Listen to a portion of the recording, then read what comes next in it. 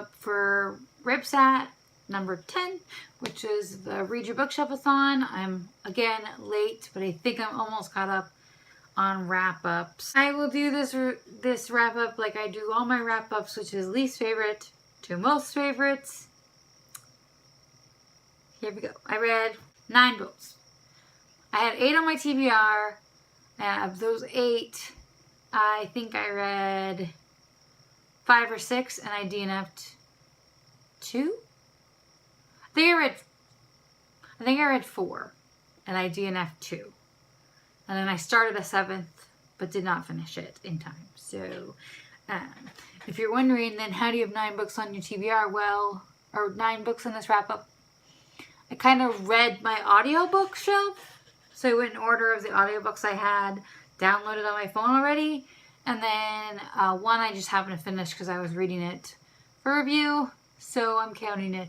And here we go. I didn't have anything below a 3-star, which is exciting. Probably because I DNF'd, but whatever. My first 3-star was Cure for the Uncommon Universe by Christian McKay Heidecker. This was a really fun book to read, but I found the main character to be infuriating and like obnoxious, and the ending just dragged. So that wasn't fun. But if you don't know what this is about a boy who gets sent to video game rehab, and they are real. I googled it, and the rehab is set up to where you have to like earn points to get out. You have to earn 1 million points. So he's just on a mission to get out because he has a date with a girl who he met one time in like a 2-minute conversation, and so he acts like a dick like the whole time. I did really like the character Soup. Thought he was adorable, but it was an enjoyable read. Would I read it again? No. But 3 stars. Right down the middle. My next 3-star read is The Inexplicable Logic of My Life. Benjamin Benjamin's writing is beautiful and I enjoy it, and his characters are rich and fleshed out and I enjoy them too, but I feel like this book was just sad for the sake of being sad. Like shitty thing after shitty thing just kept happening, but I don't know why. Like it just seemed like he wanted to write this like really sad book, and it's long. So like just sad things just kept happening to these people, and I just like, is this believable? Because it's not. I just don't find it believable this many sad things could happen to 3 people in like 9 months. Like I can't even tell you guys what it's about because it's just like a slice of life book about a boy who is, you know, just shit keeps happening. Not necessarily to him, but to the characters in this book. So yeah, 3 stars. While I did enjoy the characters and the writing, I just felt like it was sad for the sake of being sad. Alright, my first 3.5-star read is The Shadow Queen by CJ Redwine. I think I've talked about this one before in a haul, but it's like a Snow White retelling. The main character, Lorelai, was forced to run away from her kingdom because her evil stepmother killed her dad and was trying to kill her and her twin brother. And 9 years later, she's trying to come back to get her throne back. And it's like an adventure, and there's Dragonite? I don't remember what they're called, but there's another kingdom like next to the one she runs, Ravenspire, and they're all dragons. They're like warriors that turn into dragons, which is pretty cool. I really enjoyed it. I've heard a lot of mixed things about this, but I really enjoyed reading it. There was a lot of humor in it as well, and I just thought it was a fun adventure to read about. And I have the second one, but the second one's different. It's in the same kingdom, but different characters. It's a Rumpelstiltskin sequel, I think. My next 3.5-star read was No Parking at the End Times. We Are Not Okay. This is about a family who, like, it's a brother and sister, twins, and then the parents were kind of sucked into basically a cult, and they sold off all their stuff and driven across the country to be with this preacher guy, and they've given him all their money. And basically, like, you're reading it and you're like, these are the worst parents in the world. They're awful. And the narrator, Abigail, is struggling with her faith in both God and her religion. Not God. Both God and her parents. And then her twin brother, Aaron, basically sees through it all and knows that it's a bunch of bullshit. And it was a good read. I enjoyed it. Would I read it again? Probably not. But I still think it was worth reading. 3.5 stars. My next 3.5 star read was Other Breakable Things. Like, people, I always do this. I own this book. I ended up buying it. I got this on NetGalley. And I ended up buying it because I really enjoyed it. And then I forgot to bring it. But this is about a boy with a heart condition. He had a heart transplant and it is rejecting. And he's thinking about going to Oregon, where they have the assisted suicide is legal there. And he ends up bringing the girl along, Evelyn and something, I think. Evelyn and Luke. Evelyn and Luke were friends 3 years before the book takes place, and she ended up moving away, and she kept trying to stay in contact with him, but he was pushing her away, and they just end up reconnecting when she moves back, and for different reasons she ends up going on the road trip with him, but he doesn't tell her that he's sick. And they just go on doing different things. Basically, like, they're doing his bucket list, but she doesn't know that.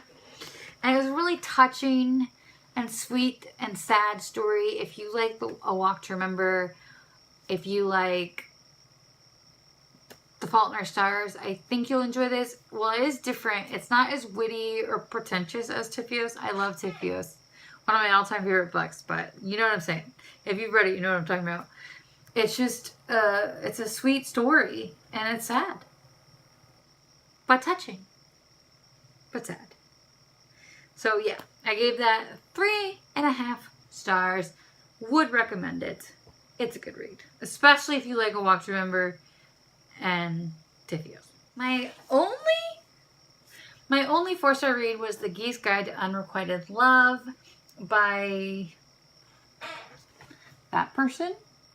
I'm not going to try and pronounce it. This is about a boy who falls in love with his best friend and wants to tell her at New York Comic Con by getting her into a panel. It was a really, really fun read, but his obsession, it's not like horrible. It's not like crazy like some of those books can be, you know, but it's like he just had a singular focus on winning this girl over, and it got to be a bit annoying, but it does end up in a place that I really enjoyed, and I thought it was a fun read. It was diverse. The main girl in it is Iranian, and the author is Iranian, and there's queer characters, I think. I'm pretty sure. I do not remember. But I think there was. But I'm not sure.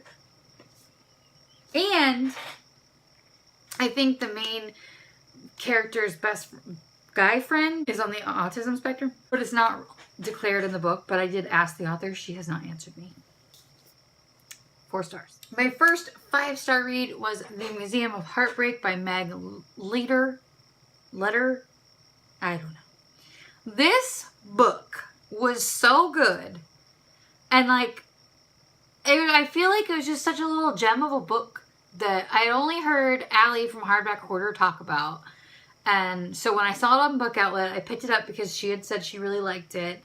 And oh my gosh, this book is so cute. And it was like the first book in a while that had given me, I was like, oh, you know, so hard eyes. I just really, really enjoyed it. It starts off with a girl saying, building the Museum of Heartbreak, and then it flashes back to all the items that are in the museum, and there's like, not really a love triangle, but kind of a love triangle, but not like really. It's not like a competition. I hated one guy, loved the other, and the friendships were good. It's just witty, and I loved it so much, especially the main male character, her best friend. I just loved him. This book is so good. If you have not picked this up, I highly recommend it. It's a super, super fun read. There are queer characters, and I'm pretty sure there's characters of color, but I can't remember 100%. But I think so. It was just a really, really cute, fun read. 5 stars. I have 2 other 5-star reads. The next one is My Lady Jane by Brody Ashton, Cynthia Hand, and Jody Meadows. Huh? Got it. I own this book too, but I was too lazy to climb up the stairs and get it. This book is so fun and funny, and I enjoyed every minute of reading it. It's like an alternative history book about Jane, somebody, I don't remember, but she was a queen in England for 9 days, and they basically reimagined that, and what if she hadn't died, stuff. So funny. Yeah, I don't want to give away too much with this one, honestly. If you haven't read it, I know that there's a lot of hype surrounding it, but it was totally worth it. It was hilarious, and I really enjoyed the romance in it, and all the side characters, not the villains, but the side characters are just really fun and cute, and it's just like a really fantastic read. Would recommend. And my final book that I read during RYBSAT was The Upside of Unrequited by Becky Albertalli, which you guys know I also own that one, but I did not bring it because of course I didn't. And I've already done a 3-minute review for this one, so I will link that on the screen, but I loved it. 5 out of 5 stars. Very diverse, very cute, very relatable. If you haven't picked it up yet, you need to. That's it for me. Please let me know if you participated in RYBSAT and what your favorite read was. If not, what's your favorite read that you've read lately? And if you've read any of these books, let me know. And I will see you guys soon. Please subscribe if you haven't already. Bye.